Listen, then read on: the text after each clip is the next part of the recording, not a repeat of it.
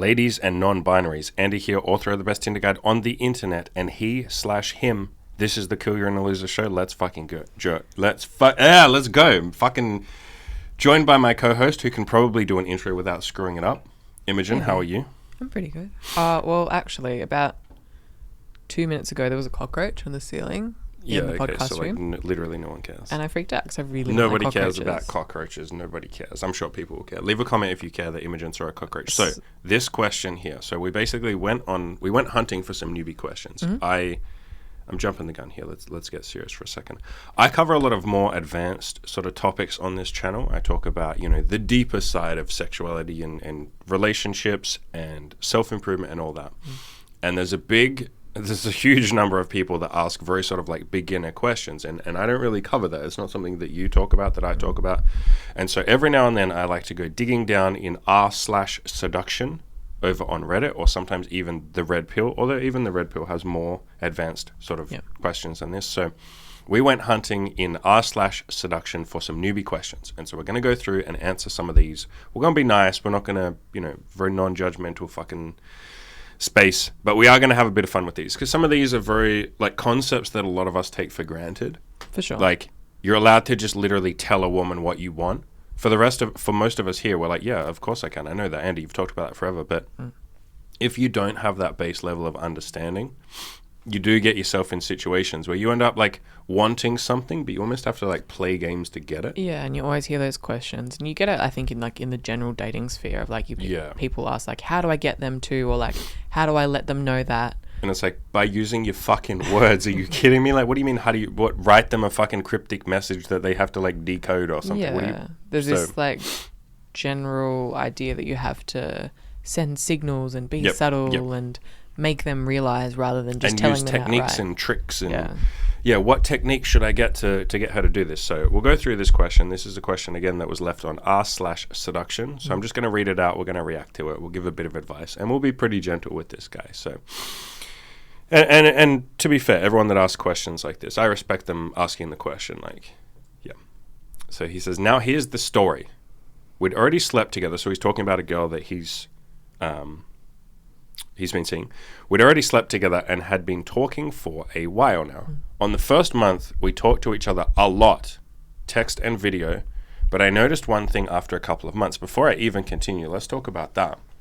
What am I going to say if you say we've been talking a lot for the first month? Going too fast. Wait at least 6 months before you start making things more serious. Yeah. Take it slow, casual.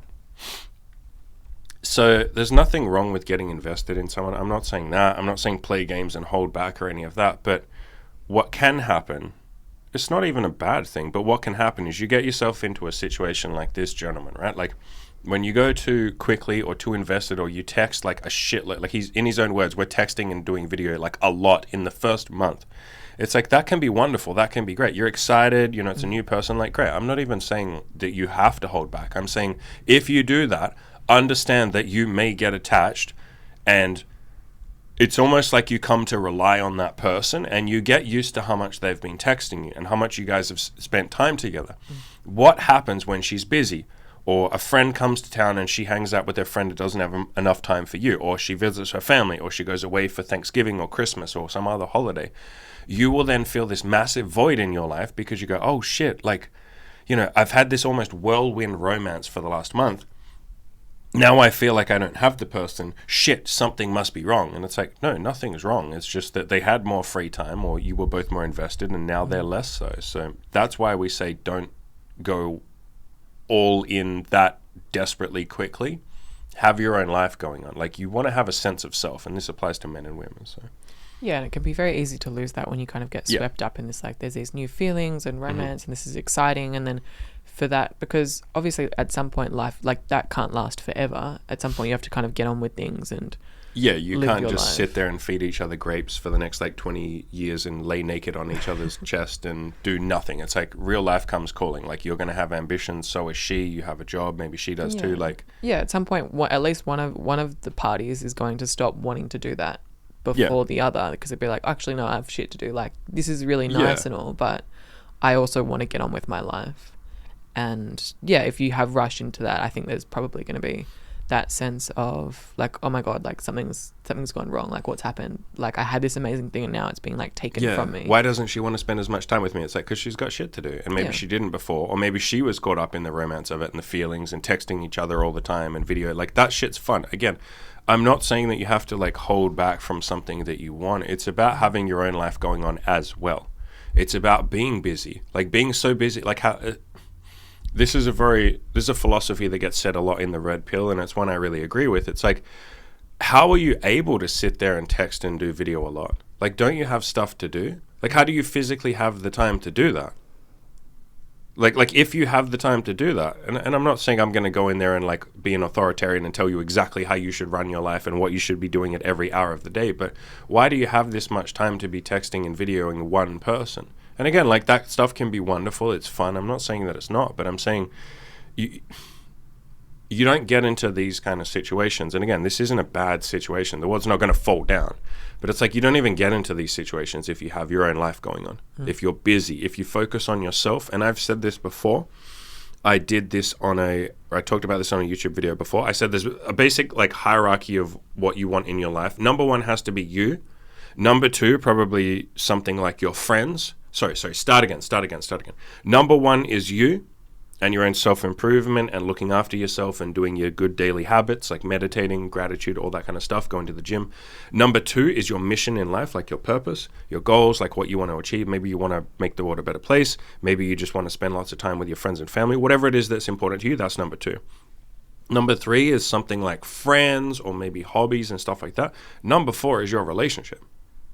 Like, you always need to be the highest priority for everyone. I don't care if you're married. This absolutely applies to people that have children too, even though they'll neglect it. How many mothers and fathers go, my children are my number one priority? It's like, are you fucking kidding me? No, you're your number one priority. Why are your kids your number one priority?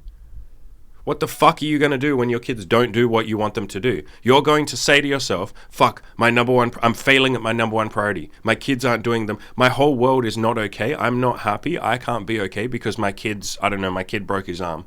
Or my kid's acting out. Or my kid got in trouble at school. Or my kid's a little depressed. Fuck, my whole world is falling apart. No, you got to put yourself first. Like, you have to be the number one priority in your life at all times. Because you're the only one that's permanent. Your kids could fucking die tomorrow. I know that's not a very nice thought to think about, but like, if your kids die tomorrow and that was your number one priority, what the fuck are you left with? You have to pick up all the pieces. If you put yourself as the number one priority, yes, you're still going to grieve like hell. Yes, all that kind of stuff. But like, at least you have the sense of self to carry you through. So you have sort of a light at the end of the tunnel, a torch to hang on to and carry. So anything you want to add to that? Yeah, and I think people, especially like with the idea of kids and things like that, but people have the tendency to be really, really binary and being like, oh, what are you saying? Like, I shouldn't care about my kids and like, it's like no, I should just like go off and like leave them to start. Like, people, I think, like on certain points that I think can be quite emotional, they can be very irrational. They can kind of take your words and say, yeah, create a whole nother story. But yeah, the point is that when you look after yourself, you make yourself the best parent you can be. Yeah. From which position is it easier to be a better parent? You feeling like you don't have enough time for yourself, you're kind of a bit of a martyr, you put your kids first, you make sacrifices, maybe you don't take some time out for yourself, you kind of let your weight go a little bit, you don't spend as much time with your friends and family as you want to, you don't take any time yourself to just be a lazy motherfucker and sit on the beach by yourself and chill out. Like, from that position of being a martyr where you feel like your own needs aren't being met and you don't have enough to give, is there much that you can give to your kids at that point? Or do you just feel tired, exhausted, sometimes bitter and resentful even, feeling like, maybe you don't deserve happiness but your kids do? Is that a good position to be looking after your children? Or is it easier to look after your children when you love yourself, when you're like, man, my needs are being met, I'm happy, I'm grateful, I feel like I get enough time for myself, I feel like I get to go and sit on the beach if I want to. You know what? Now I'm grateful for my kids. My kids are a nice bonus. So it's like the number one thing you could do for yourself as a parent, and especially in a relationship, something like this, is like, look after yourself. That's what we're saying here. Mm-hmm. We're not saying don't text the woman, like, don't get invested, like, don't care, don't do. I'm not saying that. I'm not saying like withdraw and hold back and be closed off and afraid of intimacy and affection. No. I'm saying love yourself first. Handle your own needs first. Yeah, and it is actually often when you are in a good place and you're feeling very loving and you feel like you have a lot to give, that's when you actually like incidentally end up giving the other people in your life more, because you have more to give. You're in a better place. And this is something that I've personally found, and you probably have as well, that when I'm in a good place, I have so much more to give to you. Yeah, of course. And I'm actually nicer, and it comes from a good place. And that feels far more effortless than when I'm in a bad mood and I feel like I have to be giving something. Yeah, which you don't have to give, and then you almost resent. Yeah. Yeah, so like in this guy's case, this guy goes on to say, and we're going to read it in a second. Basically, this guy, the whole gist of this question, and there's more to this question, I'm going to scroll down in a second. The whole gist of this guy's question is, this woman's ignoring me and I feel ignored, and like essentially I don't like being ignored. And it's like, bro, if you feel ignored, like give yourself why are you trying to get whatever you're trying to get from another person? Why are you trying to get validation or attention or conversation or entertainment, intimacy, whatever it is that you're trying to get from this woman, or any woman really? Why are you trying to get that from her? Get that from yourself. Like if you want someone to talk to, go and make a fucking friend. And this guy will have friends, I'm sure, but like go to your friends for that. If you want someone to give you affection, give that to your friend. Find some sort of community like my community where the people are very generous with their, maybe you wouldn't call it affection. It's essentially affection. Support, yeah, like brotherly love. That's affection. Get that from your family as well if there's someone that gives it. Go out to other people and give affection. And the whole gist of this guy's question is essentially, and we're going to get to it in a second, he's not giving the thing that he wants from her. If you want something, give it first and it comes back. Like you guys are just going to have to really internalize that. If you want some sort of intimacy, give intimacy. If you want some sort of affection, go out and give a bunch of affection. If you want money, go out and be very generous. Like I give you guys how much shit for free, and that comes back to me. I don't sit there and say, I need money, give me money, give me money. It's like, no, I give wholeheartedly first. I go first, and then you guys give back. So, yeah, I'll keep reading unless there's anything particular you want to add to that. So basically, he says, we texted each other a lot. I noticed one thing after a couple of months. Whenever she started acting cold, and I did the same. So there we go. So whenever she started acting cold and I did the same, i.e. she left my message on read for a whole day and I did the same, she came back spamming with messages exactly I feel like we got to take a pause here. Like I want to dissect almost every single message. So whenever she started acting cold, define acting cold. I would assume it means not replying. Or she might have shit to do. Short answers. How is that acting cold? And we want to be very careful with the stories that we tell ourselves, guys. So instead of saying she's acting cold, try and have the most generous, open-minded, rational, I guess even neutral viewing of that you could. So rather than saying she's acting cold, which is just a story that you fucking invented. Oh my fucking God, we tell ourselves some wild stories, don't we? I do it too, so, not to blame this guy, but man, what a story. She started acting cold. Instead of telling yourself the story of she's acting cold, just tell the truth. She takes a day to reply to my message. That's the truth. That's the statement. She took 10 hours to reply to my message. Yeah. That's it. That's a much more neutral story. That's the truth. That's not you bullshitting yourself and lying. You're telling yourself lies. You don't know you're doing it. You think you're telling the truth. It's like, do you know? And here's a good question to ask yourself. You say to yourself, is it true that she's acting cold? Your first response might be like, yes, she is. She's been cold. She's taken a day. The next question to ask is, can I really know that's true? Can I absolutely know that she's acting cold? And is there any chance that she might not be? Is there just maybe even she's busy. A hint of doubt that well, maybe there is a world in which that's not the case? Yeah. Maybe she's not acting cold. Maybe I'm just viewing it as cold. You know what? Maybe I'm being sensitive to the fact that she's taking a day to reply. Like, lots of girls. I'm sitting here telling you guys, if I got butthurt over every girl that took a day to reply, I wouldn't have had sex at all ever. No. Like, there aren't any women that take, even you sometimes take, and we've been in a relationship for 4.5 years.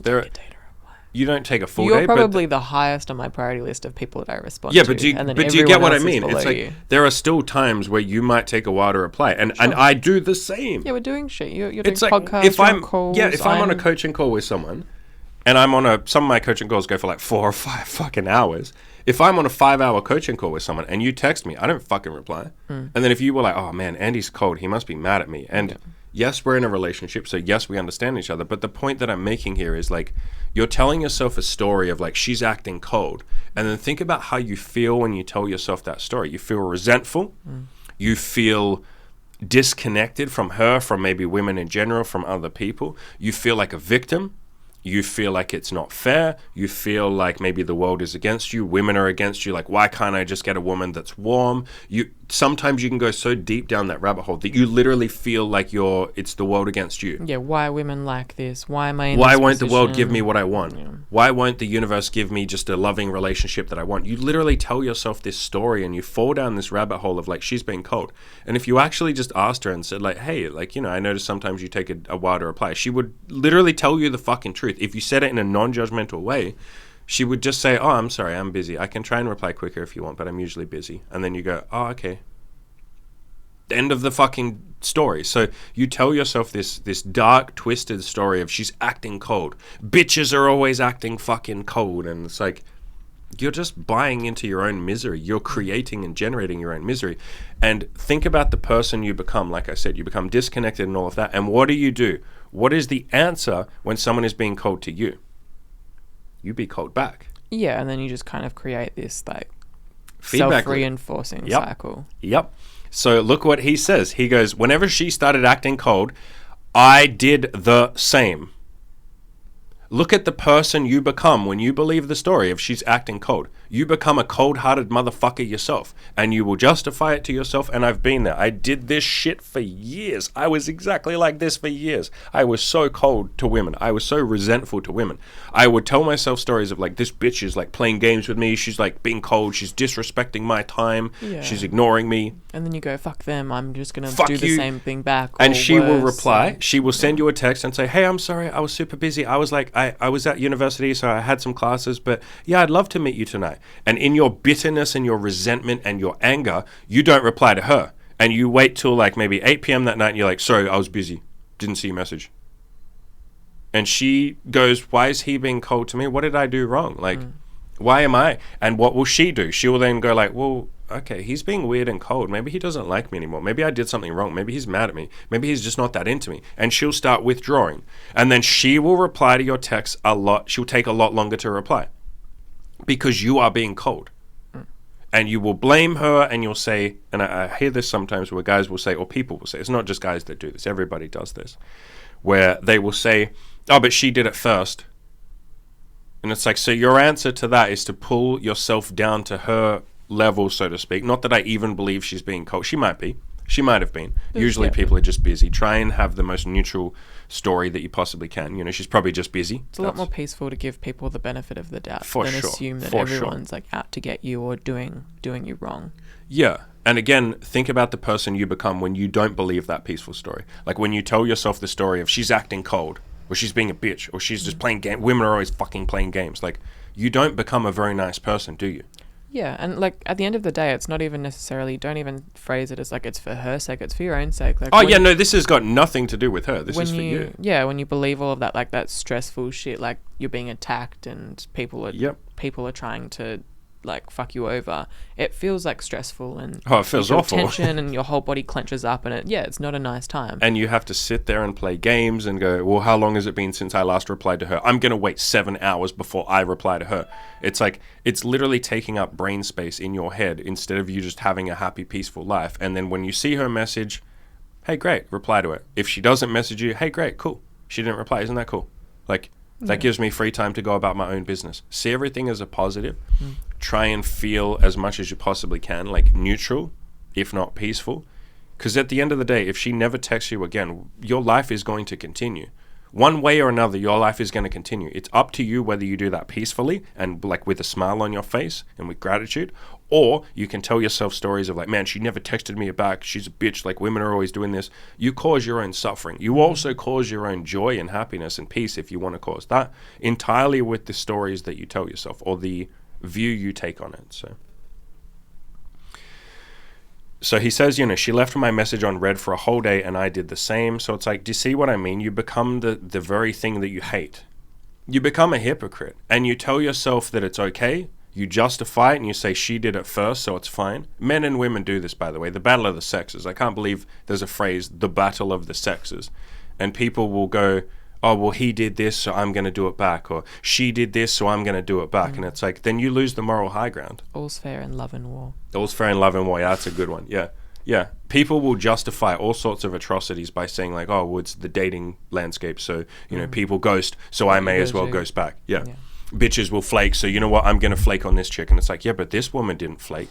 Or even if she did, give her the benefit of the doubt. She's a human just like you. You will look at every action you've taken and you will give yourself the most generous possible explanation ever. You'll say, yeah, but I was hurt, or I was having a bad day, or I was tired, or, you know, she did it first. Give her that same benefit of the doubt. Yeah, even on the topic of flaking, it's funny that when other people do it to you, like, they're fucking me over, why can't they be reliable? They're wasting my time. And then you are, like, if somebody asked you, like, have you ever flaked on somebody before? They'd be like, no, I had reasons. But no, the time that I did, like, there was a really good reason for it, or it was my really mother important. was sick. Yeah, for sure. And so that's just a natural human thing, that we're acutely aware of everything that's happening in our own head, right? And so we're always going to be very generous to ourselves. And we tell ourselves that every thought we have is correct, that every emotion we have is justified. We tell ourselves that every opinion we have is like very rational, and we basically tell ourselves that we're perfect, right? Yeah, because we know exactly what side we're coming from. We know how we got to those opinions and thoughts and emotions. And so we can trace we can trace it back and say, no, there's logic behind my emotions. Even when I'm irrational as fuck and I'm literally being a psychopath, like, I can tell you how I got there. But we don't know the backstory behind other people's emotions or thoughts or behaviors or any of this. Like, this guy doesn't know why this girl acted cold. She might be busy. Her mother might be in the fucking hospital and she has that on her mind and she just hasn't told him yet, because he starts being cold and weird and distant. And then she goes, well, why would I tell him that my mother is in the hospital? Why would I open up and be honest and vulnerable with him when he's withdrawing and being cold and distant from me? And so you never hear the reason why she's doing this. That's why I say you are so much more peaceful if you can take the most charitable explanation for people's behavior. If you just try and see the good in other people, or the innocence in other people, the naivety. Hell, you can even phrase it as stupidity or incompetence. If that makes you feel better, you can say other people are stupid and incompetent. At least that's like going to make you feel a little more charitable towards them, rather than saying she's acting cold, like she's on some mission to fuck you over or something. She's not. Yeah, and even if, like, I think sometimes if you're not at a point where you can see like the best possible reason, you can at least just go with neutral. Go with neutral. Yeah. It's like, she's probably busy. I'm sure she isn't. Well, even that's not neutral. That's not neutral. Neutral is girl didn't text boy for 5 hours. Sure. Girl didn't text boy for 10 hours. That's the neutral. Yeah. Like, just tell the truth. Be a rational, stoic human being and just say the actual event that happened. Girl didn't text me back for 10 hours. Yeah, without adding all of the extra stuff on top of like what that means. She left me on red, you know. No, that's still a neutral statement. She left you on red, sure. Even then, no, because people say she left me on red. She didn't leave you on red. Her phone sent you a notification that the message had shown up on her screen. What I'm saying there, and I might sound like I'm being autistic and like nitpicking every word, but like, you say a story of she left me on red. Like, she saw the message, was like, I'm going to leave him on red. The phrase left me on red comes with a lot of emotions. What we're saying to do is take the emotions out. I got a notification that the message had been read. I don't even know if she fucking read it. I do that all the time. And I'm like, I'll get to that later, and I swipe away. Me too. I do that too. And so it will send a red notification, like, this message has been read, but I haven't read the message. I just saw a notification. I'm busy. It pops up and I'm like, no, go away. I'm going to read that later. Like, and then I go back to that person later. I don't tell a story of like, oh, this person left my message on red. And we were going to go deep on this and talk about, part of the reason I got you on here was to talk about the fact that girls especially, but anyone who's busy, and most girls are busy in terms of notifications on their phone, girls especially get a fuck ton of messages and notifications. Guys, this is, if you haven't ever thought about this, or you don't know this, you know, this guy obviously doesn't know this, and so, you know, if he listens to this, like, this is some fucking gold nuggets for you. Most women get a ridiculously, stupendously, insane amount of notifications on their phone. Why? Because they don't turn them off. Yeah, because most girls don't turn notifications off on their phone. at all. They don't go into the settings. We guys do, because we're not fucking retarded. Yeah, I would say just like most people that have things to do understand that they don't have the time to be bombarded with like hundreds of like non-essential notifications. Yeah, but most girls don't care if they get notifications, because if anything, it's like a nice dopamine hit, I guess, almost. It is a dopamine hit, yeah. Yeah. And so they don't turn, and to be fair, lots of guys don't turn notifications off either. They just don't get as many notifications as girls. Because you don't have 50,000 people liking every Instagram photo that you take. Yeah, you're probably not posting to Instagram multiple times a week and sending as many Snapchats, TikToks. Yep. You're probably not getting your Tinder blown up if you're like on online dating. Yeah, there's a million different things. You're probably not in like 3 to 5 large group chats that have constant spammy notifications all the time. It's and so girls, generally speaking, don't turn notifications off, get 50,000 times more notifications than any guy, unless he's like, you know, fucking super busy or something. And so they're bombarded by messages. And so what most of them will do is see your message. Sometimes they will even like swipe on the message or click the message, have a quick glance through it. So yes, she sort of read it, but then she'll go, okay, I'll come back to that and read that later. Because she's then bombarded by 50 million other freaking messages. And so the number of times that I've looked at a girl, basically every woman's phone that I've ever looked at in my entire life, which is hundreds at this point, it's just like a swarm of fucking notifications. I look at the notification bar at the top and I'm like, oh my God, I would die. Mine right now, how many notifications do I have? 3, and that's already triggering me. 3 is triggering me. I see girls' notifications. And so to sit there and say, man, she's leaving my message on red, it's like you fundamentally, and fair enough, like, but you fundamentally aren't understanding women's phones. Like you're literally just not understanding how women use the technology and how bombarded they are by it. Guys do the same thing on Tinder, right? They will say, you know, how come all these girls match with me and they message me for a bit, but then they stop replying? It's like, because she has like literally 2,000, 5,000 fucking matches. I used to do that. Yeah. Like it's a long time ago, but yeah, I used to. She will message a couple of guys and then just kind of fucking forget. Yeah, sometimes you're kind of just swiping for fun. Yep. And yeah, you don't necessarily have the intention of matching with people, so... And then guys will tell stories of like, well, why do women do that? It's like, because they fucking want to, and you're not an authoritarian who gets to tell women what to do. In the same way, you wouldn't want women telling you what to do, would you? You'd get we do, don't we? We get very angry when feminists say like, hey, men shouldn't do this, men shouldn't talk to women, men shouldn't hit on women, it's harassment, men shouldn't have sex, men should ask for consent, like whatever. And now, to be clear, hey, ask for consent. But you get what I mean. The feminists where they go like, ask for consent with every little fucking thing that you do, every millisecond of every... You look at a woman, you ask for consent, son. You ask consent to ask for consent. Can I please ask you for consent? And she's like, no. And you're like, I'm so sorry I raped you. So we don't like women telling us what to do, generally speaking. So don't sit there and try and tell women what to do. Same thing applies. Like, don't go like, oh, women shouldn't be on Tinder if they're going to waste guys' time. Women shouldn't be swiping if they don't intend to meet. Women shouldn't be, you know, leaving me on red, blah, blah, blah. You're just making yourself unhappy. And this isn't about defending women, not that it's even about sides. This is about you and your happiness. I'm not talking to women. I'm not talking to a whole group of people. I'm talking to you, the individual listening. Your happiness depends on you not telling or not wanting other people to act differently than they do. And so if a woman leaves you on red for a whole day, hey, great, she leaves me on red for the whole day. Sweet. If anything, bro, that gives me the full day to commit to my self-improvement, to go to the gym, to hang out with my boys, to get some work done. Hell, even to sit there and think about her and be grateful that, you know, I've met someone cool that I sleep with, we vibe, like it's great. Like, it doesn't have to be this negative thing where you're sitting there going like, why won't she reply? I wish she'd reply. I wish she'd reply. You're basically handing your happiness. You're putting it in a little box and handing it to her and saying, here's my happiness. You hold on to it. If you text me back, I'm going to be happy. If you don't text me back, I'm going to be unhappy. I'm giving you all the power. I'm keeping none of it. My own happiness isn't even my responsibility. It's your responsibility. You're literally putting the responsibility of happiness on her. The fuck is it her responsibility for you to be happy? And even if she texted this guy, and it's not this guy, I'm not picking on this guy. Like, I did all this shit. Trust me, guys, I've been there. That's why I'm so passionate about this. Even if, you know, this guy or anyone in this situation, even if the woman texted them back the exact amount of times that they wanted to, at exactly the right rate, with exactly the right enthusiasm, they would nitpick some other thing that she hasn't done because you're putting your happiness on her. And the second she doesn't do exactly what you want, you will get frustrated. There's a really good Byron Katie quote, really applies here. Nobody else has ever disappointed us. We tell the story of how they didn't do exactly what we wanted, and we disappoint ourselves, like with that story. So this is exactly what's happened here. You know, she hasn't replied in exactly the right time frame that I want, or in the same way, or with the same level of enthusiasm, or, you know, to the same degree or whatever. And she's disappointed me. It's like, no, bro, she's done nothing. All she did, in fact, she's literally done nothing.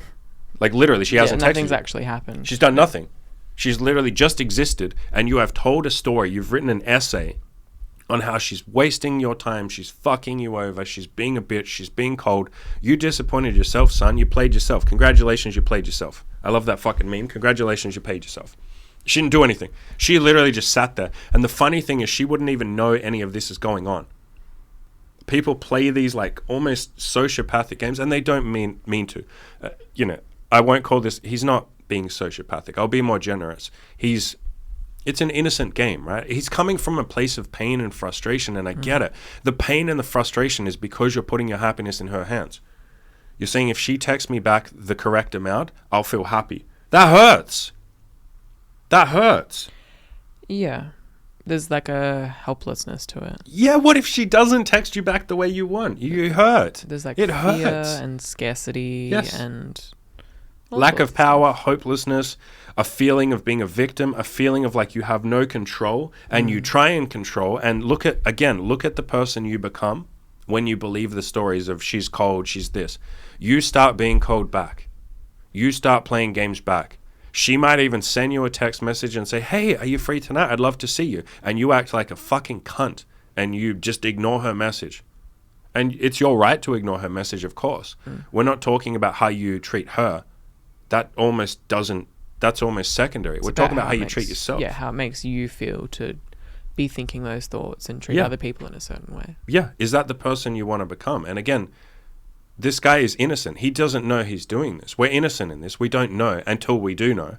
Until someone like me says it, or you read a book like, you know, any of Byron Katie's books. She talks about all this stuff. By the way, a really good book recommendation here is her book, I Need Your Love. Is That True? It's exactly everything we're talking about here. It's like, why are you putting your power in other people's hands and saying, I'll be happy if this person texts me back at the right amount? It's like, bro, that's a shortcut to misery. So, and then he tells himself stories where essentially what he's saying here is, I then went cold, and then she comes back, you know, spamming with messages exactly the opposite, you know, energetic, witty, and social. So he's going to tell himself a story that, so when I act cold, she comes chasing me. That's like, that might be true, yeah. Because what she's showing you there, she's showing you, I actually really like you. And if you go cold, I'm going to essentially miss you. And I'm going to be like, hey, you know, I was thinking of you. I missed you. That's a nice, loving fucking thing. And you will still twist that into some dark thing and say, okay, so I need to be really cold to get her to have any sort of enthusiasm. I need to make her miss me. And it's like, what if you just went first and were brave and were nice to her? What if you just didn't be cold? What if you decided, you know what, fuck it. I'm going to be vulnerable. I'm going to man up and be masculine. And I'm going to try being giving and loving. Yeah, at the end of the day, it sounds stressful to feel the need is so stressful. To play games. And obviously, like, the fact that this person is, like, posting on a forum asking strangers about, like, what should I do? I'm assuming it gets to, like, what should I do? Yeah, it does, yeah. That's a very stressful place. It's like, this is, like, this panic. question isn't written like, with peace. Yeah, absolutely. And as you said, it's so much easier to just say, well, how about I do what feels good for me, and whatever the other person does is whatever they do. But yeah.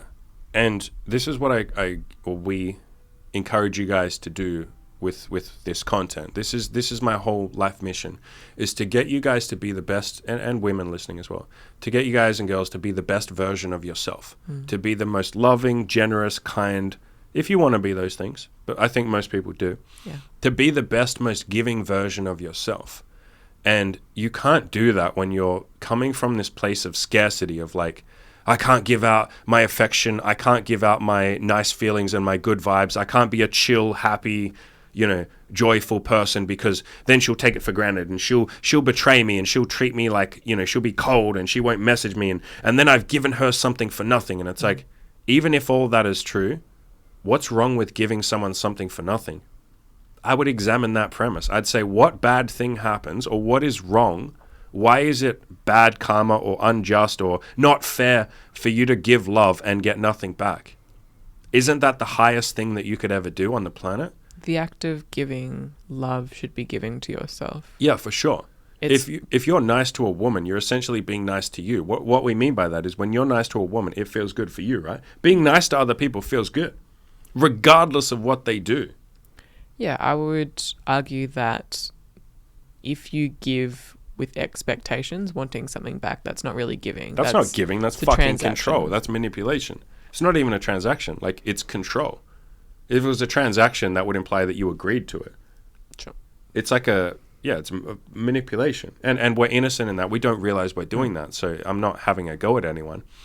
But the highest form that we're all sort of trying to get to is just being a loving who just walks around with a smile on their face. Isn't that what you all want? Aren't you all here to be happy? Like, that's why we're doing all this stuff. That's why you have any goal, right? To be happy. And so, as Byron Katie always says, skip the middleman and just be happy today. Instead of saying, I'll be happy if this girl replies to my text, why don't you just fucking go first? Why don't you be happy first? Put yourself first. This is why I say you are the top fucking priority. Then your mission. Then, hobbies and friends and all that stuff. And then other people, then like women or the other gender. And that doesn't mean you ignore the other gender. I'm not saying like, oh, so therefore I shouldn't care about women. Like, no. Care about yourself. This isn't about not caring about someone else. That's still the wrong framing. Sitting there and saying, oh, so therefore I shouldn't care about women. It's not about women. Why are you even talking about women? Why did the word women exit your mouth? It's about you. It's about what kind of person do you want to be? How do you want to feel? How do you want to act? What values do you want to embody? What philosophies and principles? And most people that we ask that question to, they say, I just want to be a good man. That's what most of you want. Maybe you want to be a masculine man as well. Maybe you want to be, and part of masculinity is not putting the fucking power in a woman's hands and saying, oh, you're responsible for my happiness. That's not very masculine. This is the opposite of masculine. Yeah. And if you're a woman, I'd say that's not very feminine. Making a man responsible for your happiness, that's not very fucking feminine. Femininity is being nurturing and caring and loving and giving. You're not being that when you say a man is responsible for my happiness or my unhappiness. That's bitch mode. You're bitch made if you sort of embrace that mindset of someone else is responsible. So, anything you want to add to that before we scroll down? Mm-mm. So yeah, be. It's like that saying: be the change you want to see in the world. If you want women to be nice to you and to text you a lot, you go first. And hey, if some women don't reply to you and they're not that into you, that's okay. It's all good, brother. Like, go to the next woman, walk up to the next woman, talk to her, be your loving, generous, kind self. Be authentic and honest, give as much as you can. If she doesn't meet that with respect and give you something back or give you love back, hey, that's okay. That's all right. I'm just out here vibing. I'm just chilling. I'm just giving out the love as I feel, fit to. It's free flowing. I'm not worried about what comes back. And what happens when you do that is people can sense that you're a man of abundance or a person of abundance or a person of love or a person who's just happy being themselves. You just look happy when you're nice to other people. We all want people that are nice to us and others, don't we? Yeah. No one wants to be with a fucking asshole. They might temporarily put up with it, but they don't want it. Yeah, it's nobody's preference. Yeah. And so if you just go around giving out the free love and whatever comes back, comes back. If nothing comes back, hey, at least I know I lived my life as the person who was generous. I was the person who didn't let other people be responsible for how much I gave out. That's, again, bitch made. If you're going to say like, oh, a woman can dictate how much love I give out, what the fuck is that? A woman can dictate how much abundance I have? That's a misunderstanding of abundance. That's a misunderstanding of happiness and your own power as a human being, as a man, as a person. Yeah, it's got to come from you. Give out wholeheartedly and don't worry about what comes back. I think people tell themselves stories of like, if I give out too much and I get nothing back, then I'm a doormat, I'm a bitch. And it's like, no, only if you had expectations. Only if you say, hey, I am going to tell the story of how this woman should sleep with me because I was nice to her. It's like, no, just give out wholeheartedly and then you're the man of abundance. Literally the definition of abundance is having a lot to give. Yeah. There's the fucking definition of abundance. Some people would say having a lot, like period. If it's having a lot, as in you own a lot, then you have to defend that. That's not abundance. That's the opposite of abundance. We could have a whole separate spin-off podcast on this. That's not abundance, because you've got to defend that. If you have a lot of money, like if you have $1 million, that's not abundance. What do you do if the banks crash? What do you do if your country gets bombed? What do you do if a hacker steals it? What do you do if the government decides to up taxes? What do you do if you get robbed? What do you do if, you have an unexpected medical bill? Now you have no abundance. That's not abundance. Yeah, true abundance is a mentality. Yeah. Yeah, there's a reason that the red pill was smart enough to call it abundance mentality and not just abundance. They never say, hey, we got to have abundance. No, they say have abundance mentality. It's probably the smartest thing the red pill ever fucking said. Abundance mentality. It's all a mentality. Byron Katie again talks about this, so go and read any of her books. She talks about money and abundance and women and dating and all of that. And every single time she talks about abundance, she says it's got to come from you. It's a mindset, like you said. It's not having 50 women. I don't have abundance because I've slept with X number of women. I have abundance because I don't care if no woman ever sleeps with me ever again. Now, I want them to. I enjoy it. It's fun. But if it so happens that I never sleep with another woman ever, hey, cool. I'm just going to vibe. I'm going to chill. I'm going to figure out what to do. I'll figure out a solution. Maybe I have to become a fucking monk. Maybe I have to fix myself and learn how to sleep with women. Maybe that never works and I just have to go super social and make a bunch of money and have a bunch of adventures and shit. Like, the point is, my life wouldn't crumble if I couldn't get laid. That's abundance mentality. I don't want to put the power in someone else's hand. Even if we've talked about this. If you broke up with me tomorrow, yeah, I'd be fucking sad, but I'd be like, cool, it is what it is. Yeah, you just have to get on with life. Exactly. All right, so he goes on to say, now, I'm a very busy guy. So good, but I would argue that you could be busy, all right? And it's not even about being busy. It's not busy. Busyness can almost become a distraction at times. Being busy is great. It's better than not being busy. But busy isn't necessarily the fix here. It definitely helps. Let's be clear. It's going to help. For sure. Having your own life will help. And I guess sometimes people can conflate busyness with having an enriched life. Yep. You can have friends and hobbies and be really content in yourself, but still have 3 hours a day. But I would say that is an enriched life. But you could also be very busy and be lacking a social network and be lacking hobbies and interests. I think it's more around, and I guess what all of this is around, it's what you're saying, it's not fill every second of the day so you don't have to think about women. It's get yourself to a place where you feel like you have a lot going for you. You have a lot to do. You feel very fulfilled. So you don't need women to then feel some sort of void. Yeah, for sure. For sure. Being a fulfilled person. Basically again, think about that hierarchy. You put yourself first. You're at the top of the hierarchy. Your mission is number 2. And when I say you are at the top, I mean like things that make your life better. Like looking after yourself, getting good sleep, eating healthily, going to the gym, writing 50 things about yourself that are likable. Like write a big list of 50 things about yourself that are likable. Looking in the mirror into your own eyes every single night and saying, I love you. And if that's something you struggle with, I've done videos on this topic. I talk about why I recommend doing that. But if you struggle to say, I love you, like you think, oh, that's gay, bro, I can't do that. That's fag, I'm not doing that. Like, at least just look into your own eyes and basically say, hey, how am I going? Is everything okay? It's hard to lie to yourself when you can't lie to yourself when you look into your own eyes in the mirror. And it forces you to address the things that you've been neglecting. So that stuff comes first. Like put your self-care shit, like putting yourself first comes first. Then your mission, like your purpose, your goals, whatever it is, your social life, your friends, all that kind of stuff. And then somewhere down there is like women and affection and validation and love and all of that. Those things are great, but they're not the highest priority. And so put yourself first. And I don't think this guy has been doing that. He's put what's the saying? He's put the pussy on the pedestal. I wasn't aware that was a saying, but okay. He's put the pussy on a pedestal. It's a saying. I think it comes from the red pill, maybe. But yeah, he's put this woman on a pedestal. And funnily enough, he simultaneously will tell himself, I don't give a fuck about her. I'm being cold. Like, I'm just handling this bitch. I'm keeping her cold. And okay, fine. He doesn't talk like that. Maybe I'm caricaturing him. I think this guy's a decent, nice guy. I'll make that fucking clear. Like, I hope none of this comes across as like picking on this guy. I was in this position for a long time. It comes from innocence. It comes from not knowing any better. It comes from a place of pain, right? Pain and emotion and frustration and like, why can't she just do what I fucking want? That's where this whole question is, why can't she just do what I want? It's like, I'm sorry, son, the world doesn't work like that. You can't make a woman do what you want her to do. She might sometimes. Sometimes you can do tricks and techniques and tactics and pick up stuff and red pill stuff and all of that. And sometimes it can work. But it is a much more peaceful philosophy to just say, hey, women are going to do what women are going to do. I'm going to do what I want to do. And if we click and we vibe and we like each other, sweet. Isn't that fucking cool? Isn't it nice that two pieces of the puzzle, two Tetris blocks can come together and fit together nicely? Isn't that cool? And when they smash against each other and we don't fit, like I don't fit with a woman and she doesn't fit with me, that's cool. Yeah. I'll go find the one that does fit with me. There are so many women out there. There's so many people. Don't try and force, a square peg into a round hole, as the saying goes. And that's essentially what questions like this are. They're basically saying, how can I make her do what I want? How can I make her text me back quicker? It's like, you can sit there, and I mean, funnily enough, we haven't even talked about this. This could have solved the entire problem as well.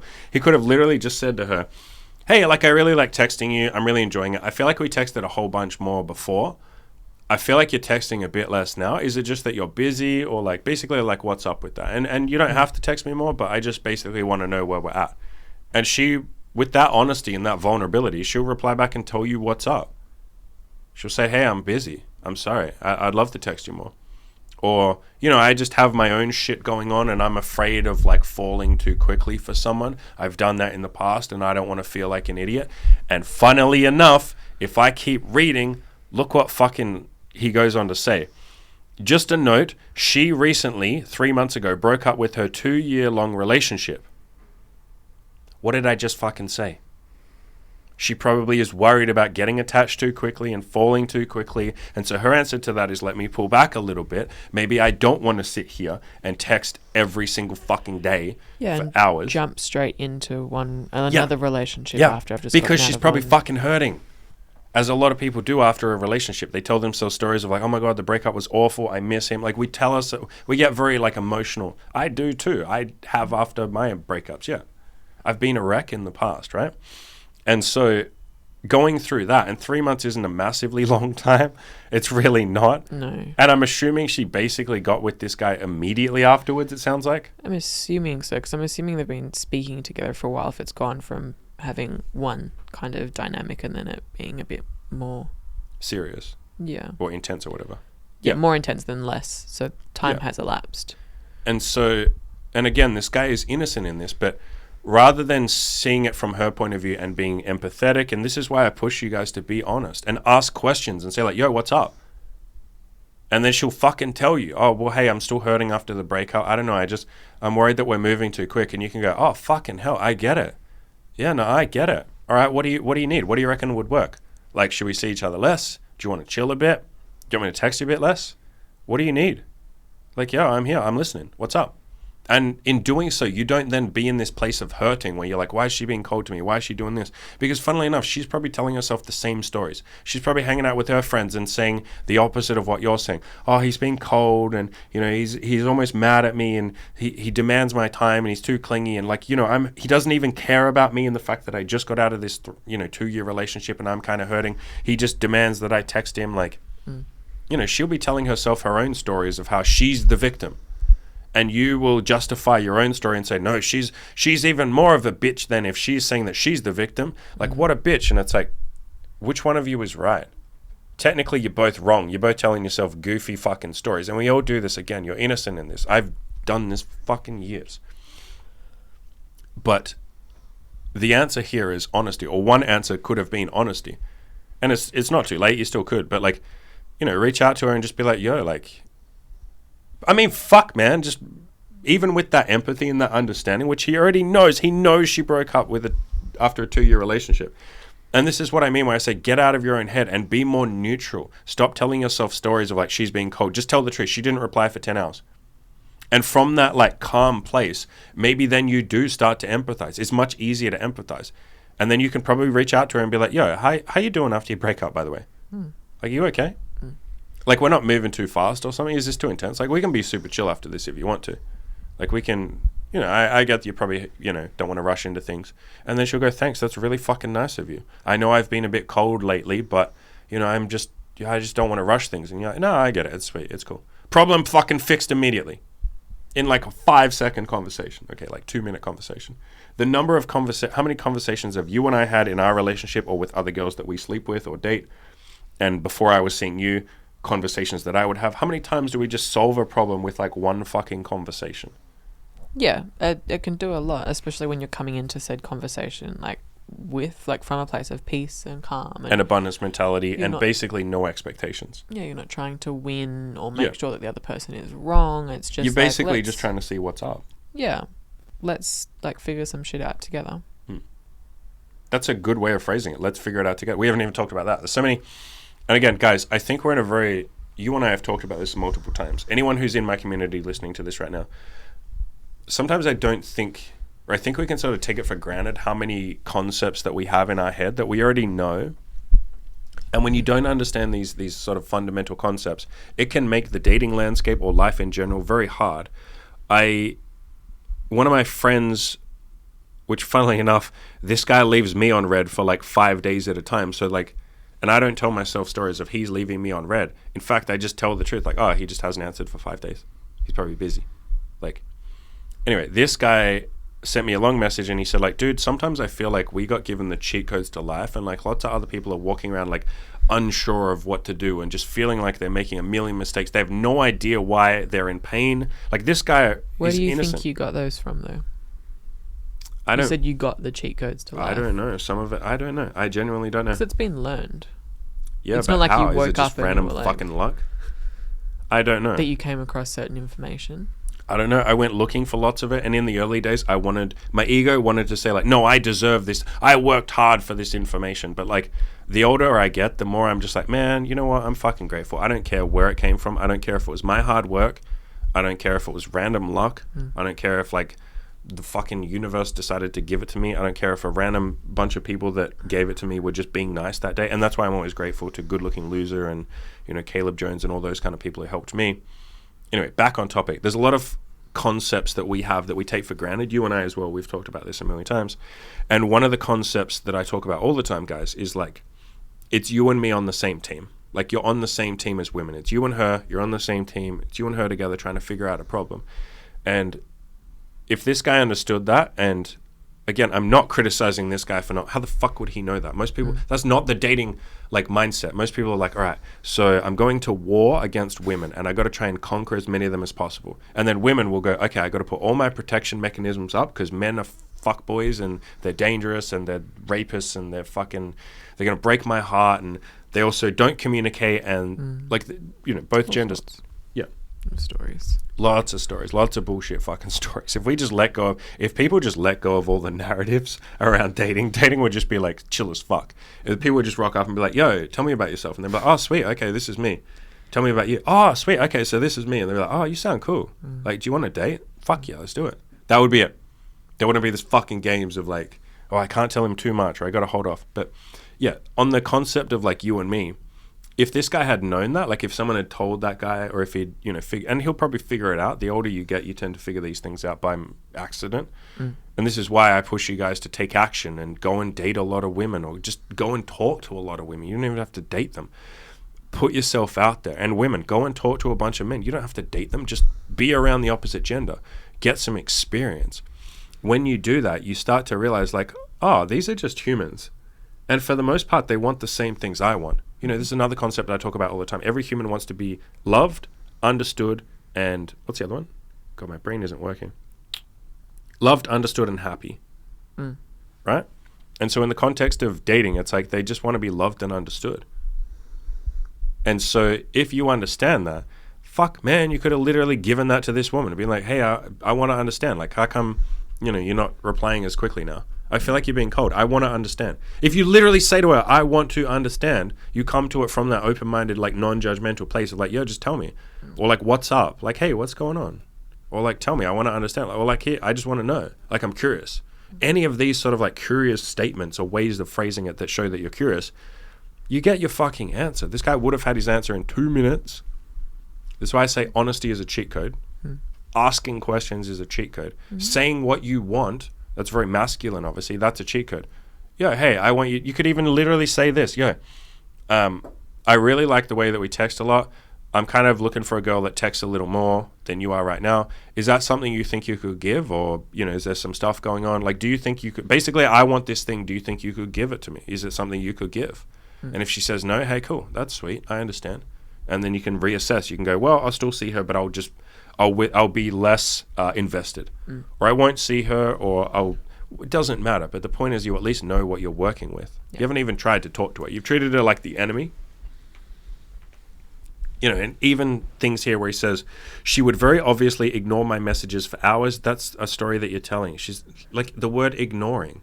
Again, how many times do you see a notification from someone and you just don't reply? You don't ignore it, but you see it, right? Yeah, I see it. No, and I'm always like, I'll get back to that, because I hate texting so much. Like there's this sense, at least for me, and maybe that's something I should work on, but most of the time when I get a message from just about anyone, there's a sense of like, ugh, I need to get back to that.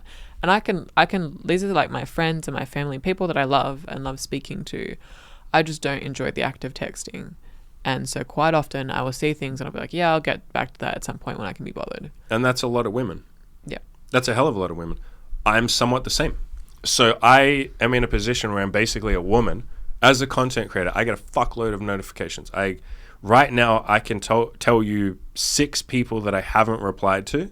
Some of them friends, some of them like business inquiries and stuff like that. Some of them podcasts, like other people that want to come on my podcast, or I go on their podcast, stuff like that. And I haven't reached out to them. And in my brain, I'm like, yeah, I have to reach out to that person. I'm not ignoring them. I'm not they're not entitled to my answer immediately. We could say the same thing here.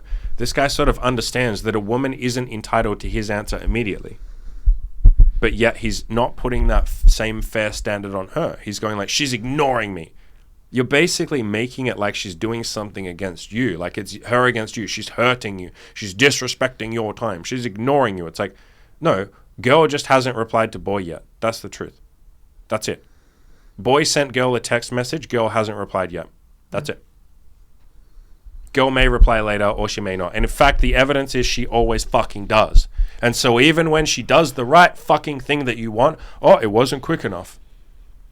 And then if she did it quick enough, no, but it could have been even quicker actually, because technically I answer with an average message time of 24.9 minutes, and she actually takes 2 hours and 37 seconds. So she doesn't actually care about me as much as I care about her. You will just invent reasons why she doesn't care enough or she isn't good enough, and you'll carry this on to a relationship. And people do this in fucking relationships. Oh my God. Women will tell stories of like, if he really cared about me, he'd listen. He wouldn't go out with his friends. He'd stop playing sports as much and listen to me. Yeah. Guys will tell stories, the same fucking stories. There's all of these unspoken expectations that the other person has quite often no awareness of, or when it's communicated, it's done in a passive aggressive way. So it's not actually a conversation of like, this is something that I'd like. Mm-hmm. Do you think you could do that for me? It's a conversation of like, I'm angry at you, so I'm going to passively aggressively attack you for the actions that you're taking. And then it means that you don't get what you want, because when someone feels that you're attacking them, they're going to be defensive and basically say like, fuck you, stop being passive aggressive, stop telling me I'm doing things wrong, rather than just, as we said before, like coming together to sort stuff out. Yeah, exactly. When you treat the other person like they're your enemy, they're going to give you that back. Other people, guys, you have to understand, the rest of the world, the entire universe is a mirror. I've talked about this concept a million times. Whatever you put out there, you will get back. If you walk outside right now with a smile on your face, guess what? A bunch of other people will smile at you and you'll go, oh, fuck, like everyone's being nice to me today. What the fuck is this? If you walk outside with a grumpy, like scowl on your face, you just look like a miserable bastard. You bend over, your body language is just aggressive. You clench your fists and you walk like aggressively. The rest of the world is going to take a wide berth around you. They don't want to be near you. And some people will actually be aggressive back to you, because they'll see your body language. They will tense up, ready for a fight, because you're looking like you're ready for a fight, and people will be mean to you. You've all seen this a million times. How many times have you had a good day, and it's like the entire world is shining? It's like God or the universe put the sun up there just for you. The birds are chirping just for you. It feels like the entire world is happy that you exist. And when you're in a bad mood, it feels like everything goes wrong, right? Bad things come in 3. No, they don't. You're just making it fucking happen. And so if you in a relationship, or even just a casual like sex relationship like this, or, you know, I don't know what they are. Maybe they're friends with benefits. Maybe they're dating. It doesn't matter. But in a sexual or dating relationship like this, if you're thinking that the other person is cold and then you start being cold back, guess what? She's going to double down on that and give you back exactly what you're giving her. It's what people do. The universe is a mirror. Yeah. And I mean, I've gone on to read ahead, and basically what this guy ends up saying. You weren't supposed to, because I was going to say that to you as like you spoiler alerted it. Fine. It's fine. But what he ends up saying to her is, I'm tired of you constantly disrespecting my time. Yeah, like he literally sends her a text message saying that. And he sent her the nuclear bomb. I would guess. If I got that text, I would be like, we're done. If some chick texted me, especially a chick that I've only been seeing for a month or two, we assume, right? Maybe up to 3 months, because she broke up with her boyfriend 3 months ago. So less than 3 months. If some chick sent me a text, I'm tired of you constantly disrespecting my time. We're done. That's it. Yeah. That's it. Again, like coming back to the combative thing, that's you're one literally of the saying most I'm the enemy. combative things that you could say. Bro, that's why I said he's dropped the nuclear bomb. Yeah. That's a nuclear bomb. You wrote that somewhat understanding in your subconscious that there's a very good chance that it's over once you send that text. Yeah. And and again, these are stories that maybe I'm saying about like what is reasonable and what isn't. But it sounds like she's never taking more than 24 hours to reply to a text. Correct, which is not even bad. To somebody for a girl, that's great. To somebody I'm happy with that. You've only been seeing for a couple of months. That's pretty impressive. I'm happy with that. Personally, I would not call that disrespecting somebody's time. That's pretty good. I'd be happy with that response rate. Yeah. Think about, and I know I'm interrupting you a lot in this podcast. I'm very passionate about this. Yeah, and I'm letting you speak. What was I going to say? Think about all the women that we've dated, all the women that I've dated in the past, but just the ones that, since you and I got together. Like, I'm going to say like half of them take a day to reply. Yeah, like fucking shocking response time. And that's the story that I'm telling myself that's bad. But like in my brain, I'm just like, yeah, that's what women do. Here's a Byron Katie quote, another Byron Katie quote for you. Dogs, whenever you have a behavior that frustrates you, but it's something that like lots of people do, and maybe this guy doesn't know that this is normal. He might not know that like for a woman, taking a day to reply is like pretty fucking normal. Sure. And I think when you're young, I think this guy said he's younger, or I've assumed that he's younger. I've assumed that he's like in his early 20s. That might not be true, but I think when you're younger, you don't realize that like as you kind of have shit to do the older that you get. And you're not you don't have hours a day just sitting on your phone ready to reply to people. And even if he's not older, like the response time, it's not that bad. People have things that they're doing. And when you've set the expectation, especially as he said, where at the start of the relationship, they were constantly speaking and video calling all of the time. Mm-hmm. I can see how that would be interpreted as being like the norm and like, no, this is what's going to be happening. But she was excited at the start. That's why she texted you every day, because that's what people do. And then it kind of falls off a bit. That's why I say have your own life going on. Don't sit there texting for 5 hours a day, because you will eventually be disappointed. You will disappoint yourself when she stops doing that. Everyone will stop doing that. No one can keep that up. You said that before. Yeah. So at the end of the day, his question was, did I do anything wrong? Yeah, when I dropped the nuclear bomb. I mean, if you're American, you say like, mate, dropping nuclear bombs, you got to do what you got to do. Like, fuck the Japanese. That's a really old joke. I feel like if I'd made that joke like back in the 50s, you guys would all be laughing. But like 80 years later, I can't really make a fucking Hiroshima and Nagasaki joke, can I? About like nuclear bombs and dropping them. It's like, it's not really funny anymore. It's like a century. My memes are so old, they're like a century old. Fucking boomer. But yeah, essentially this guy dropped the nuclear bomb, and then he's like, did I do anything wrong? Like, was it okay to not drop? It's like, did I do anything wrong? No. Like, what is wrong? There is no, even that question is like, there is no perfect answer, bro. Like, we're not sitting here, as much as we might be giving advice and all of that, we're not sitting here saying what is correct or isn't. It's more about consequences. Think in terms of consequences rather than right or wrong, because there is no right or wrong. You do whatever you want. Like, think in terms of like, what do I want? And is this getting me that?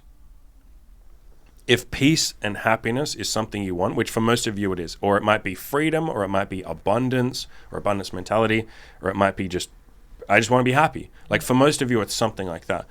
Did everything that happened here, did this make you happy? Ooh. The answer will be no. No, the fact that you're posting on Reddit to ask people. Yeah, did I do something wrong means you're not happy. Because someone doesn't say, did I do it wrong if they're happy.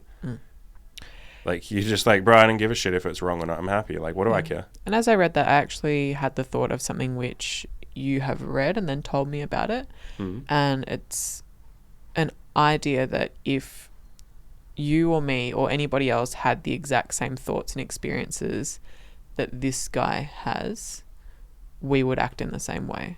So that's why I keep saying this guy's innocent. Like, I'm not blaming this guy. I've done this stuff before. It's like he didn't know any better. He didn't have the tools of honesty or talking or, And so it's not so much that he's done something wrong. It's that, like, no, I completely understand why he's gotten, like, he's explained it there, like, exactly how he's gotten to the idea that she is disrespecting his time. In his mind, he's perfectly fucking rational. So it's like, have you done anything wrong? No. Bro, you haven't done anything wrong. It's just that it's led to this outcome. Yeah. So if anything, you did everything perfectly, exactly correct if you wanted this outcome.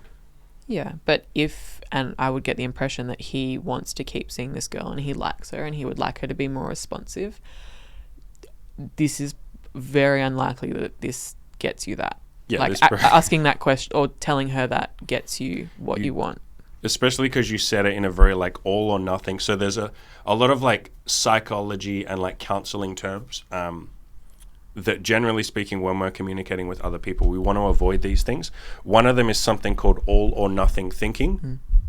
So what I mean by that is like, let's say I have something to discuss with you. You and I are in a relationship. Let's say I say to you, hey, can you please just make sure you clean up in my kitchen when you come over?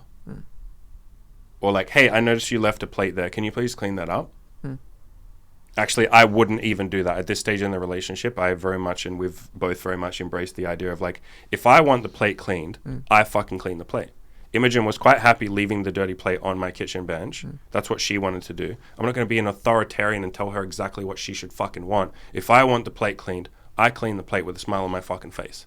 So that's where we're at right now. I also do keep the kitchen relatively clean. No, you do. But like, as this example, like, yes. But let's say I wanted to say to you, would you mind cleaning the plate? Like, fine, that's where most people are going to be at. Yeah. I would say to you, would you mind cleaning that plate? It would mean a lot to me. Thank you. Like, that's how I would say it. All or nothing thinking goes like this. You always leave the plates dirty in the kitchen.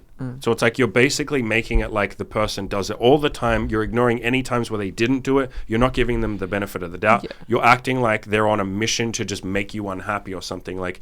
And that's basically what this guy has done. So he said, you constantly disrespect my time. It's like, constantly.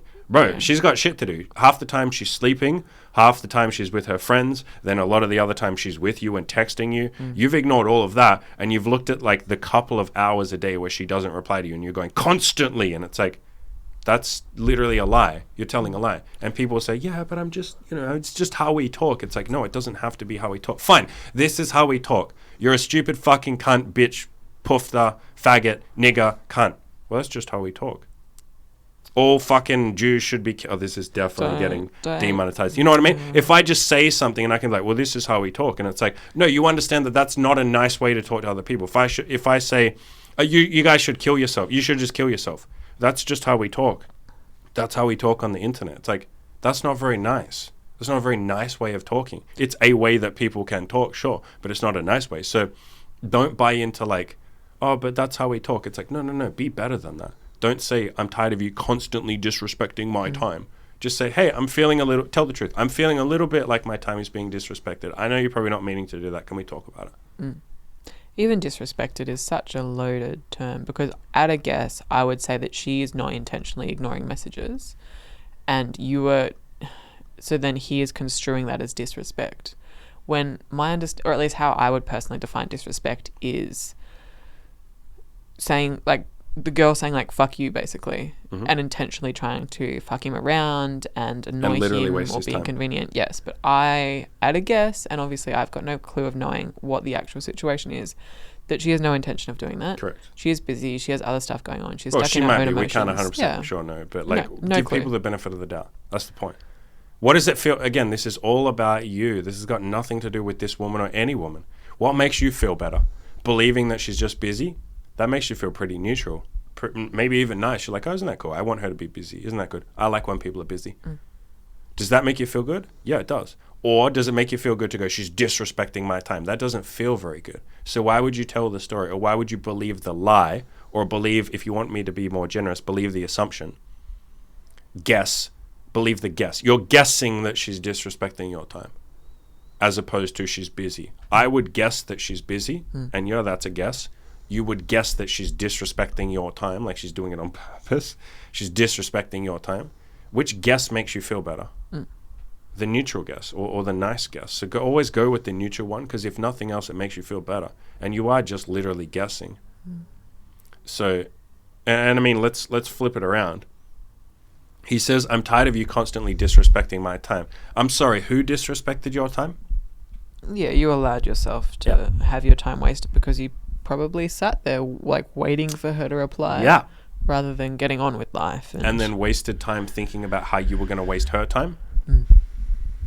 And then sat there and didn't reply to her text messages while thinking about her. You disrespected your own time. Yeah, if I was sitting around getting caught up on like text response times and trying to play these games to make another person feel a certain way, I would be frustrated too. This would be a very annoying, emotional, frustrating game to be playing. Yeah, you essentially, and again, you're innocent in this. You didn't know you were doing this, so don't take this as a criticism, but you disrespected your own time. You disappointed yourself by expecting that she should text you X number of times a day and in X amount of time, and you told yourself those stories, or you had those expectations, and that's okay. Like, we have expectations. We all have assumptions and judgments and expectations. I do too. I disappoint myself quite a lot. I'll have some expectation of like, yeah, okay, here's a good example. Yesterday, the meal, I bought a meal prep company, which is, if you don't know, essentially like companies will make meals, like ready-made meals, and they'll deliver it to you. Like what you can buy in a supermarket, but they'll deliver it to your home, so you don't have to go to the supermarket. And so that was meant to come on Wednesday or something, and it didn't come till Thursday. And there was a little part of me that was slightly disappointed. And then I stopped, I paused, I thought about it, and I was like, why am I disappointed? Like, just because I told myself some story of how they have to come on Wednesday, but instead they came on Thursday. They it's should like, keep their word. All the stories start coming up, and you're like, this company doesn't keep their word. And then I stopped, and I was like, nah, they're probably trying though. They're probably doing their best. And everyone's always doing their best, even if their best isn't very good at that point in time. And then I thought, why do I even care if the meal prep company comes on Thursday? What the fuck do I care? It's not like you don't have food to eat. Yeah, it's like, what do I even care? That just means that I have to come on I have to be there on Thursday instead of Wednesday. And the same thing here. It's like, what do you even care? Take a step back. Like, we haven't even talked about this. Take a step back from this entire question. Why do you care if she takes 10 hours to reply to your text? Like, literally, why do you care? It's worth going through that and saying, why do I care? What am I trying to get out of this? Like, what does it mean about me? What does it say about me if she doesn't reply quick enough? And that's what you're getting upset over. You're telling yourself stories, or in your subconscious, you have stories like, if she doesn't reply quick enough, that means that I'm not a high value man. Or if she doesn't reply quick enough, that means I'm a doormat and I put up with shit from women. If she doesn't reply quick enough, that means I'm a beta male, or I'm a pussy, or I'm this. Women do the same shit. They go, if this guy doesn't respect my time, that means I'm weak and I'm not a good feminist and I'm pathetic and men can just walk all over me. We tell ourselves these stories and we disappoint ourselves and we make ourselves feel miserable. We upset ourselves and we worry ourselves and all this kind of shit. And at the end of the day, you could just drop the story. You could just not believe the story. And this is an active process. I have to work through my stories. So do you. But it's just about trying to tell a more positive story or a more neutral story. Just tell the truth. Instead of, she disrespected my time, just say like, oh, she took a while to reply to my text. You can even say she's a slow replier. You can even literally say she's really bad at texting if you want to. Say she's a shit texter. Okay? It is what it is. She's disrespecting my time. Yeah, it's much more neutral. And here's a Byron Katie quote for you that I meant to say before, but I forgot. Cats meow, dogs woof, and this girl takes a long time to reply to your texts. In other words, what we're saying there is anytime you get frustrated at something, just say it is what it is. Just tell yourself, hey, that's what it is. It is what it is. This girl is slow at texting. She's a slow texter. And slow texters are slow at texting. That's what they do. In the same way that you wouldn't get pissed off that a dog is barking, although some people do, but it's like that's what dogs do. They bark. Are you going to stop all dogs from barking? No, dogs bark. That's like literally their job. It's their mission. It's what they do. It's how they communicate. And so this girl, her mission, her job, how she communicates is slowly. And rather than you accepting that and saying, hey, she's like a dog. She's, dog's wolf. She's a slow texter. She's a slow texter, so she's going to text me slowly. Cool. Like, why would I get upset and expect her to be a fast texter when she has shown me that she's a slow texter? And maybe he'd say, yeah, but in the past, she was a fast texter. It's like, okay, now we don't care about the fucking past. The past is already gone. Now in the moment, she's a slow texter. Cool. It's like saying, oh, but this dog that's barking, it didn't bark before, so it's annoying me now by barking. It's like, yeah, right now, this dog is a barking dog. So it is what it is. So there's a lot of peace that comes with accepting that things are the way they are right now and then just dealing with it. Yeah, and as we've even said, like that doesn't necessarily, because I think people like to take a lot of these principles of peace and accepting reality as saying like, oh, I should just let things be the way that they are never. It's like, but that's not what we're saying. Yeah, as we've said multiple times, you can have that conversation and you can come from a place of like love and peace and understanding, or wanting to just see what's up. Yeah, fix the problem. Yeah. We're not saying don't fix the problem. We're not saying, oh, just accept her slow texting and, that's a boundary for you, but you just got to ignore your own boundaries. No. The point is, analyze the situation, be stoic about it and say, yeah, she's a shit texter. What do I want to do about that? Do I want to reach out to her and be like, hey, like, what's up? Like, are you sort of pulling back because of the breakup? Like, I liked when we text more. It feels like we're texting really slow now. Like, what's up? Like, I want to understand. That could be an answer. That's a solution. Another solution might be that you just text her and say like, hey, I really liked when we texted a lot more before. Do you think that's something you could give me? If it's not, hey, that's cool. Just tell me. And if she says, I can't, then you say, hey, I think I'm going to go my own way. It's nice meeting you. I had so much fun with you, but I think I'm looking for someone that would text me more. I think it's just what I want. And you're allowed to have whatever you want. Yeah. So there are solutions that don't require, I'm not saying, we're never going to say to be a doormat. Quite the opposite. You are being a doormat when you play these fucking games and try and manipulate. That's you being a doormat. If you had the clarity and the understanding and the peace and the abundance mentality, you would have addressed this problem like fucking 2 months ago or a month ago. It's not even a problem. You wouldn't have even seen it as a problem. It's not even a problem. She texts you as like, this is amazing. Like a woman texting within 24 hours, I call that a good response rate. That's pretty good. And he didn't know that, and that's okay. Sure. But that's not a bad response rate. Yeah. So, he at the end he says, I want you to be brutally honest with me. Did I do anything wrong? We answered that. Is she using me for approval? No, dude, she's her own person who wants love, understanding, and happiness. And you're basically saying, is she trying to get approval? What games is she playing? The only reason you're thinking like that is because you're playing games. Yep. And you are projecting onto her and saying, well, I'm playing games, therefore she must be playing games, because everyone plays games. It's like, that is why I push honesty on you guys. That is why I say, don't fucking play games. Because when you're not playing games, other people won't play games. And you won't assume that they are. You won't project. It's like if you're a thief, you assume everybody else must be stealing from you. If you're a dishonest person, you assume everybody else must be lying to you. Even the people that are really good people that tell the truth all the time, you'll think they're a liar because you're a liar. And so if you go around telling the truth, you will assume everyone else is telling the truth. And guess what? Most people will. Most people do.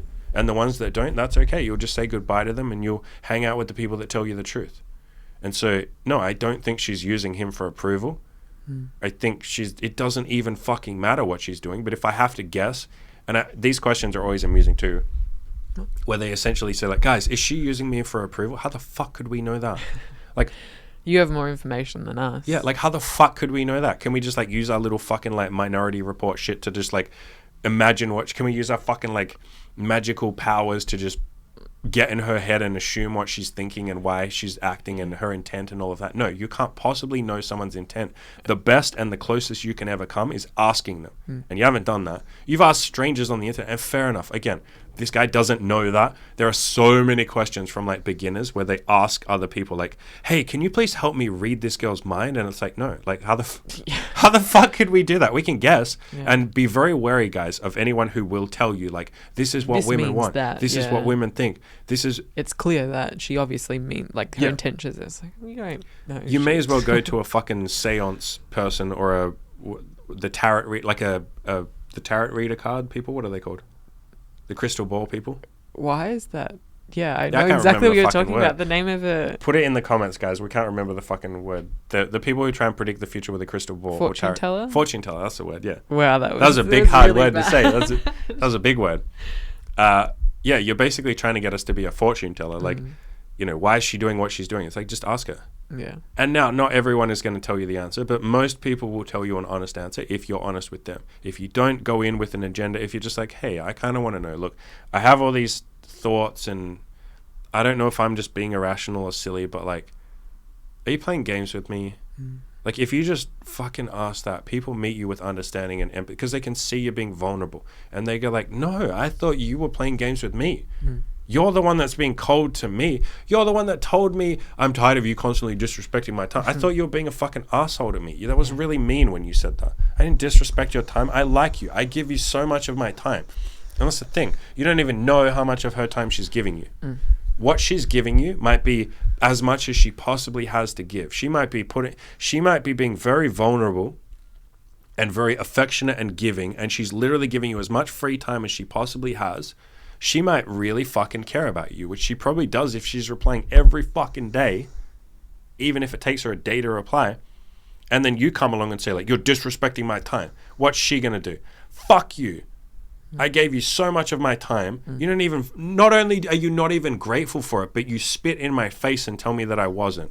Fuck you. Fuck off then. Go fuck yourself. That's the answer you're going to get. That's why I said it's a nuclear bomb.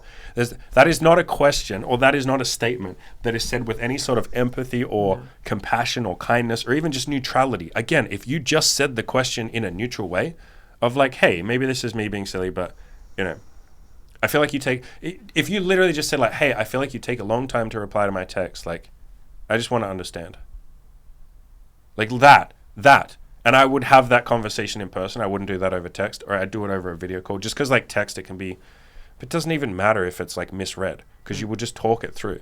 And you'll go, no, I wasn't attacking you. I'm sorry. I know it comes across like that on text, but like, I just want to know, because I feel like we texted a lot at the start and we're texting a bit less now. I just want to make sure everything's cool. Like, I'm just curious. Yeah. Like, so he goes on to say, am I going too hard on her for her recent breakup? It's not about too hard, man. It's got nothing to do with her. It's about you.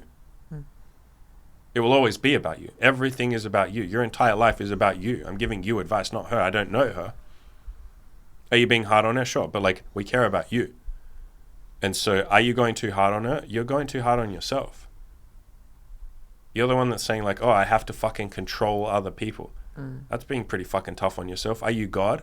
Can you control other people? Can you control how often this woman wants you to reply? Yeah, I've got to make sure that no girl ever takes longer than 24 hours to reply to my text. Yeah, that sounds very stressful. What a burden. What a stressful burden, man. What an unpeaceful burden you're going to have to live with for the rest of your life. And even this statement here, did I do anything wrong? Wow, what another burden.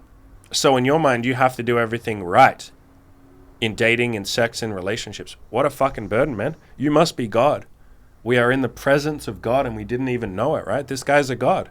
And I'm making a little joke here, and I know you're innocent in this, and a lot of us do this, where we expect perfection from ourselves and we expect that we will never do anything wrong and, did I do everything right? And it's like, no, sometimes you make mistakes. Sometimes you don't know what you're fucking doing. You fuck up. Like, that's part of life. Like, how the hell are you going to know how to do everything right? You're not God. Even God makes mistakes. If you don't believe in God, I don't know whether I do or not, but believe in the universe, believe in reality, believe in everything you see around you. Mistakes happen. It's not even a mistake. It's just the way things are. And things sometimes don't go the way you want them to go. Sometimes you don't do something that in hindsight, maybe you think, oh man, I wish I could have done that. It's like, it is what it is. So no, you didn't do anything wrong. You did exactly the best you could at the time. You were doing the best you could with the information you had at the time. This podcast is us giving you a bunch more information than anyone else listening. We're giving you a bunch of tools and mindsets, and I think this ended up being one of the best podcasts we've done, honestly. It feels like a revision of a lot of the topics and philosophies that we have. Yeah, I think which can be nice when you come back to, I guess, what you would classify as more beginner questions. Yeah. That you kind of get to cover a lot of concepts, as you said at the start, that we deem as basic or already understood or not needed to be explained. Yeah. So you didn't do anything wrong. It's okay to not be perfect. She probably isn't using you for approval, but just ask her. It's not too late as well. I don't know when this is probably an old question, so maybe it is. But if you're in a similar situation and you read this and you go, fuck, I've done this, just reach out to the chick and be like, yo, like, look, I was trying to do the best I could at the time. I realized my text wasn't very nice to you. That wasn't my intention. Like, you know, I'm sorry. Like, I didn't mean to hurt you. You know, can I jump on a call with you and talk? If you don't want to, that's cool. And she might not. She might go like, no, fuck you. She's going to tell herself her own stories of like, no, he's an asshole. He doesn't deserve, you know, I'm not going to give him a second chance because that would be me being a doormat. Like, she might have her own stories, and that's okay. You can't force someone to not have their own stories. Just like I can't force you guys not to have your own stories. I have my own stories too, but... Yeah, trying to make us big. Yeah, we could have made ourselves big at some point, but we're pretty much wrapped up. Is there anything else you would like to add? So basically, to summarize, I mean, there's like 5 million things we can summarize. You guys are all doing your best. I'm doing my best. And it's worth reminding ourselves that women are doing their best too. All the women that we date are doing their best. Her taking a day to reply, that's probably her doing her best. She's not doing it because she's on a mission to fuck you over. I'm sorry, but you're not that important. You're not. Yeah. Like, she's not on a quest to fuck you over. She's got shit to do. You're just not that high on her priority list. Like, that you're the center of her world where she's going to fuck you over and go cold and waste your time and all of that. Like, I'm sorry, you're not that special. Like, you're not. So, and that's meant in a nice way. That's very freeing. Because if you want to be special, put yourself first. If you want to feel special, make yourself special.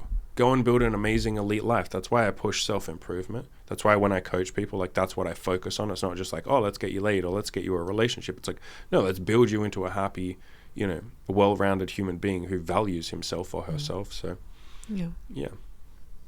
As always, gentlemen and ladies, go out there and crush those goals.